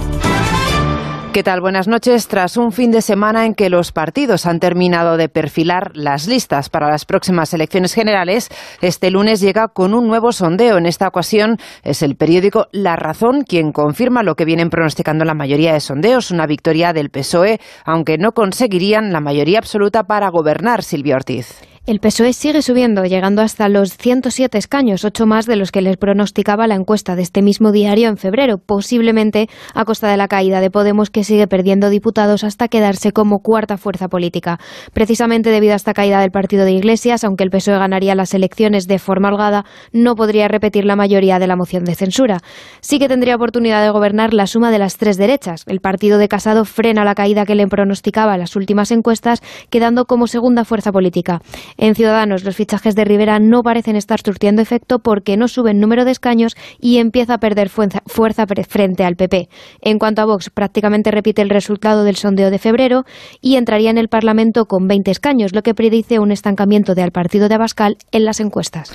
Por cierto, que la Junta Electoral Central tiene que pronunciarse este lunes sobre los polémicos lazos amarillos y las esteladas, después que el presidente de la Generalitat, Quim Torra, no haya cumplido con la orden de este organismo de retirar estos símbolos de los edificios públicos que dependan de la administración catalana. Justo ahora, hace una semana, el lunes pasado, la Junta Electoral dio 48 horas a Torra para que retirara los lazos amarillos, atendiendo a una petición de Ciudadanos. El miércoles, el presidente catalán presentó un escrito advirtiendo de que no retiraría ni las esteladas ni los lazos, alegando el derecho fundamental de libertad de expresión de los empleados públicos. Con esta decisión, Torra y sus consellers se exponen a la apertura de un expediente que puede terminar en multas que van desde los 300 a los 3.000 euros. Además, si la Junta Electoral Central considera que hay indicios de un delito de desobediencia, puede recorrer a la Fiscalía para que se abra una investigación.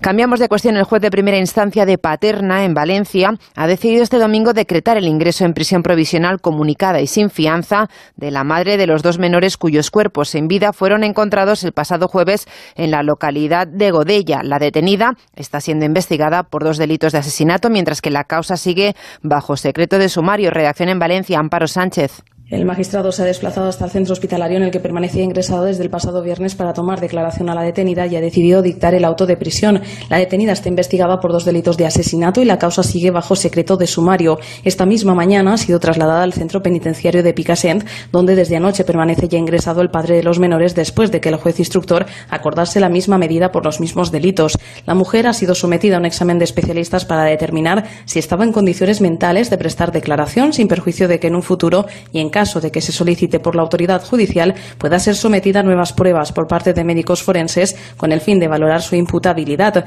Según fuentes de la investigación, la mujer sufre desequilibrios mentales y tenía alucinaciones, y el día del fallecimiento de los niños pudo tener un brote psicótico. Según fuentes próximas a la investigación y a la espera de que se confirme la autopsia de los menores, los cadáveres presentaban golpes en la cabeza.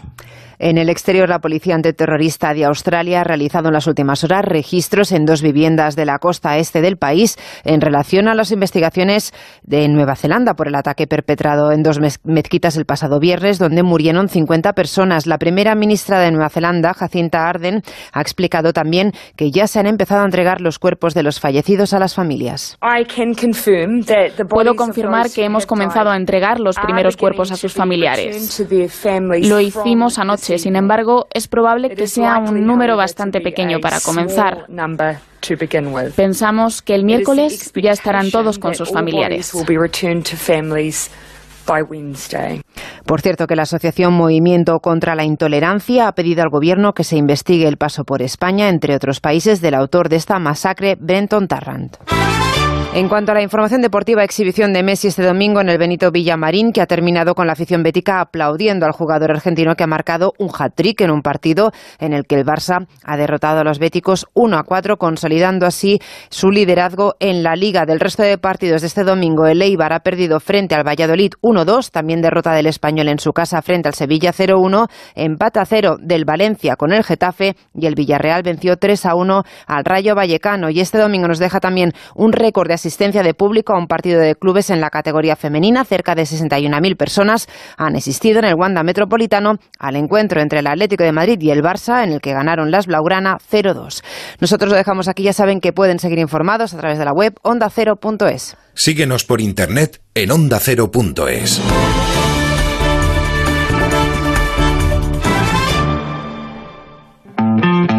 8 de la tarde. Es la hora del análisis. A esta hora vamos a orientar nuestra brújula para saber de dónde venimos y lo que es más importante para saber en estas horas de actualidad dónde vamos. La brújula, el momento de poner en orden los datos, reflexionar en la tertulia, hablar con los protagonistas y poder sacar conclusiones. Tiempo de resumen, de actualidad, de parar, mirar alrededor y contar lo que hay. La brújula, el informativo de Juan Ramón Lucas, de lunes a viernes a las 8 de la tarde. Te mereces esta radio. Onda Cero, tu radio.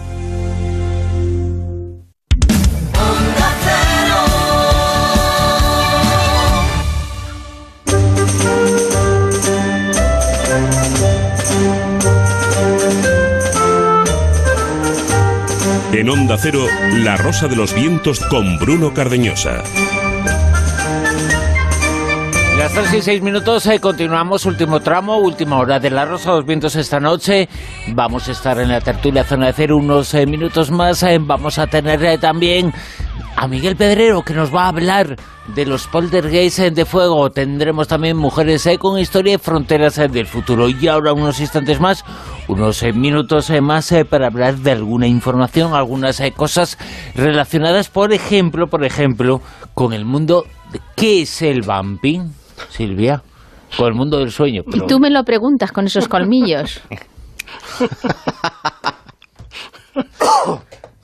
A ver, ¿qué haces tú por las noches o por las mañanas cuando te vas a dormir?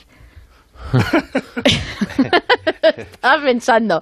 Bueno, lo que conocido como vamping, que es una terminología que se han inventado ahora, porque antes también se hablaba de este tema, pero no se le denominaba de esta forma. Le han puesto nombre. Eso es abusar justo cuando te vas a ir a dormir de las pantallitas. Véase, pues pantallitas para jugar, del móvil, de las tablets correspondientes, e incluso también se podría hasta meter en la televisión, porque lo que no se debe hacer es, cuando estás en la habitación, dicen que los expertos, que cuando uno se va a la cama es para dormir o para practicar sexo, pero no para estar mirando pantallitas. ¿Por qué dicen esto? Pues porque lo que haces es que al estar con la pantallita no estás segregando la hormona del sueño, que es la melatonina. Entonces, justo antes o cuando el cuerpo se empieza a relajar, 2 horas antes de irte a dormir, se empieza a segregar esta hormona. Entonces, si tú estás con la pantallita correspondiente practicando vamping, pues te produce este problema, que no segregas melatonina, te retrasa el sueño, pero es que eso no es lo peor. Lo peor es que encima de no segregar melatonina, lo que segregas son lo que llaman producción de neuropéptidos. ¿Y esto en qué consiste? Eso huele mal. Pues esto, fíjate, en realidad lo que te hace es que te entra hambre. Te entra hambre de tal manera que, aparte... El hambre porrera, lo estaba pensando. Que han calculado que, por ejemplo, si solamente un día, ¿no?, duermes entre 3 o 5 horas menos de lo habitual, pues tu cuerpo te pide consumir 350 calorías más. Y lo que te suele pedir es productos grasos, alimentos grasos y azúcares. Entonces, si eso, claro, se prolonga en el tiempo, imaginaros, encima de que vas fatal, hecho un zombie porque no duermes nada, encima te empiezas a poner hecho un bola de todo lo que estás Yo tengo un amigo comiendo. Que se levanta por las noches y coge el azucarero y se lía a comer bien dormido, ¿eh? Pues que coja el bote de la leche condensada y ya está. Eso pasa muchas veces, el levantarte en mitad de la noche con mucha necesidad de algo azúcar. Dulce. Este siempre toma azúcar y claro, está dormido, no se entera y se lía a cucharazos con el azucarero. Bueno, el caso es que hay unos datos bastante escalofriantes. ¿Sabéis que el 15 de marzo se produjo... Hay médicos especialistas en eso, ¿eh? Supongo que sí, hay médicos para todo. Exactamente.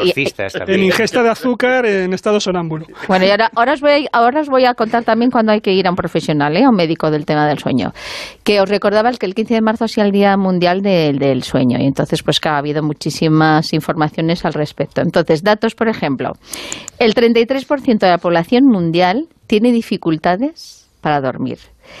Pero lo más preocupante es que entre un 10 y un 20% estos problemas ya son crónicos, no es algo puntual.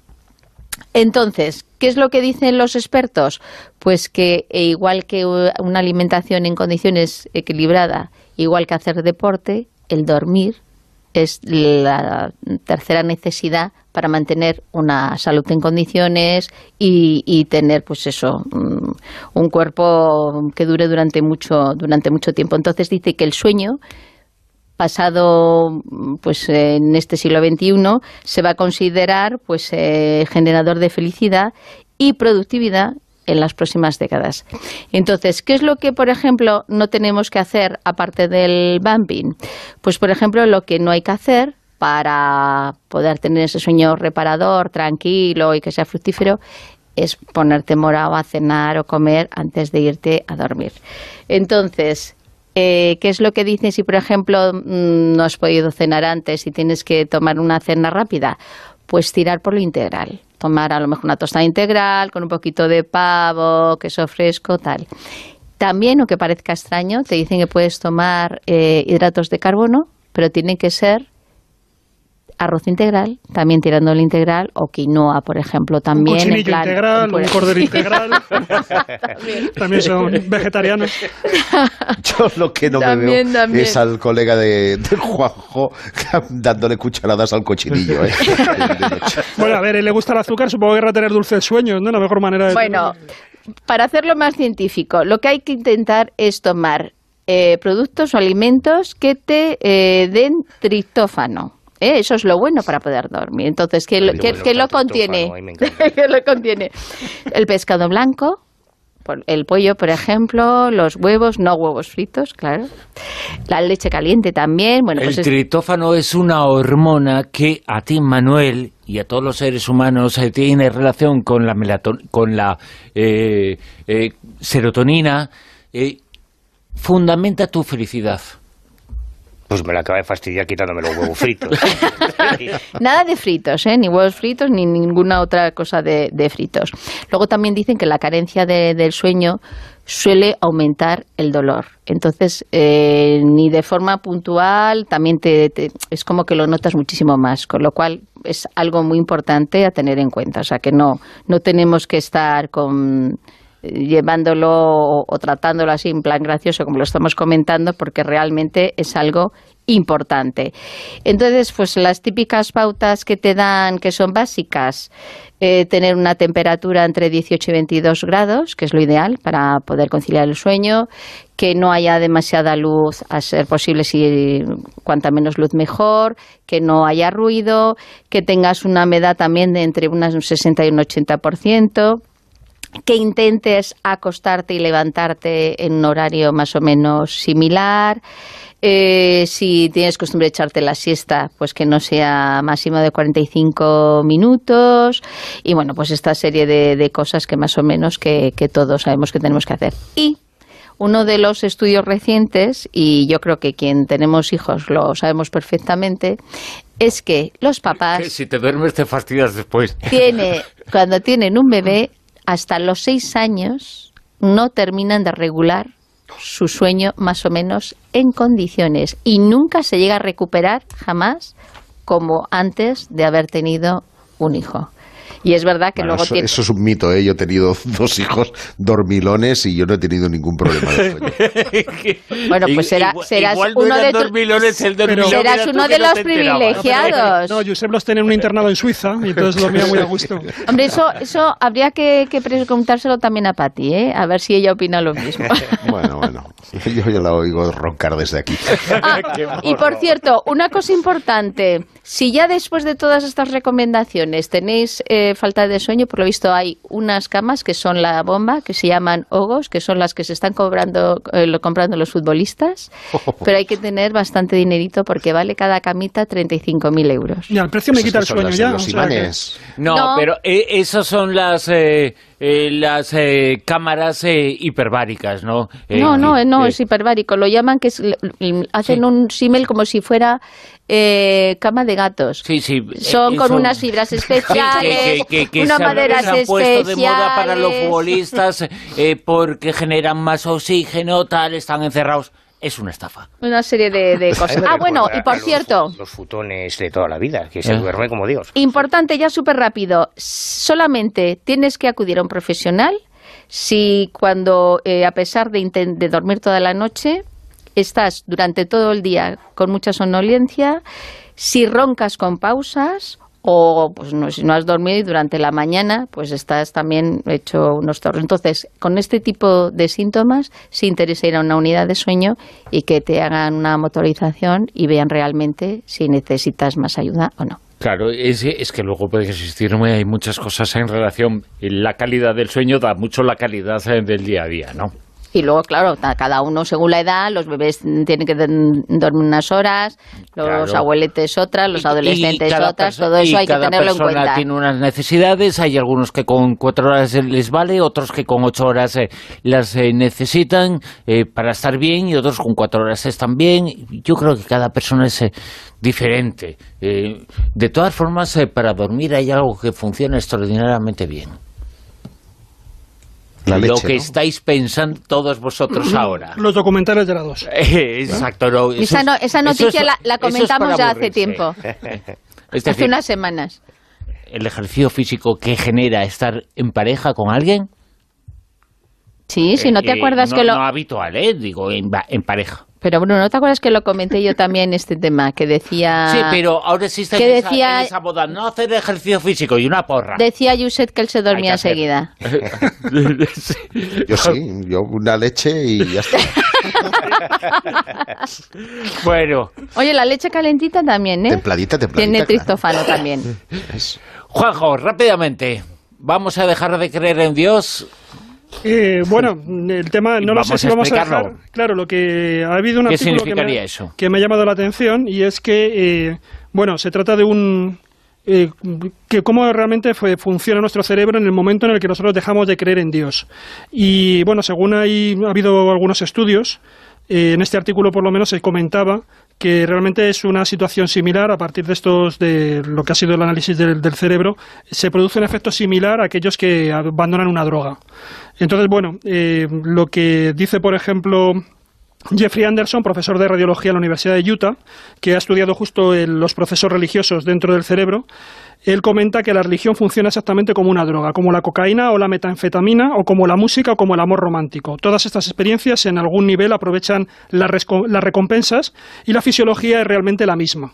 Por lo tanto, no habría, bajo su punto de vista, desde este nivel, lo que se está produciendo ahí en esa bioquímica del cerebro, en el momento en el que nosotros perdemos la fe, en ese momento se desencadena una serie de procesos neuronales que serían muy similares a estos que estamos comentando aquí. Porque al fin y al cabo, bajo su punto de vista, la religión actuaría en esos mismos niveles, ¿no? Como una especie de recompensa, de autorrecompensa que nosotros nos ponemos y que permitirían hacer esa situación. Luego, por otro lado, van desarrollando un poco la idea, lo digo así muy rápidamente, y comentan que el paso a la incredulidad es un proceso que no siempre, según comentan en estos estudios, no se produce, digamos, de la noche a la mañana, no es algo así muy espontáneo, sino que en muchas ocasiones parece que ese proceso es paulatino, sino que se van desprendiendo las creencias de poco a poco, ¿no?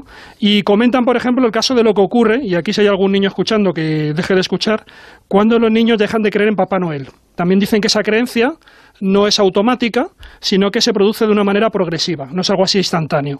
Dicen que, primero los niños piensan que Papá Noel que está en el centro comercial es real, lo que piensa cualquier Papá Noel que vemos por ahí por la calle, o en el caso de los Reyes Magos, ¿no? Sería equivalente. Luego empiezan a pensar que no es real, pero de todas formas que no es real ese que está ahí, pero sí que creen que existe por ahí. Y luego y se siguen comunicando con él de alguna manera más o menos mágica, y finalmente ya empiezan a darse cuenta de que realmente no es, que estamos ante simplemente una simulación, ¿no?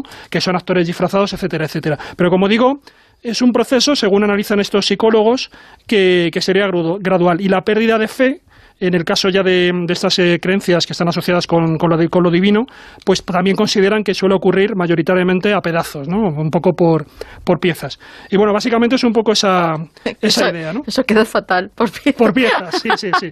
Es un poquito así, vamos poco a poco. Un poco ya que el Destripador. Aunque realmente es cierto que cuando tú lees, por ejemplo, obras de gente que adquiere una determinada fe o pasa de una fe a otra, ¿no? Por ejemplo, hay un clásico que es el de San Agustín, parece que es un proceso como muy fulminante, ¿no? Y nuestro proceso de conversión. También, por ejemplo, hay un caso, creo que es Kostler, tiene una descripción muy interesante de cómo él se convirtió al comunismo y cómo también perdió la fe en el comunismo.